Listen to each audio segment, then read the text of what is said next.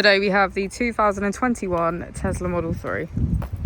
This vehicle has done just under 58,000 miles.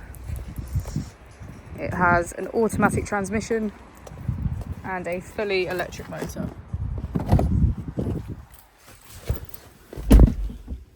On our user interface, we're met with navigation as a feature, as well as an overview of the vehicle. This allows us to open the boot, charging port and bonnet, all from within inside the car. If we click on our Tesla icon in the bottom right, we can access our controls, dynamics, charging, autopilot, schedule, safety, service and software. Within safety, we have advanced features such as a pin to drive and a glove box pin. If we go back into software and click on additional vehicle information, we can get a deeper analysis of the vehicle spec.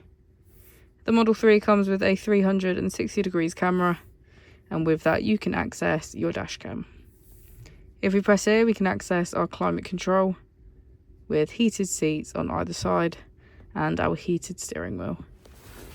As we go into the back of the vehicle, we can see that it has a full leather black interior and get a good view of our panoramic roof.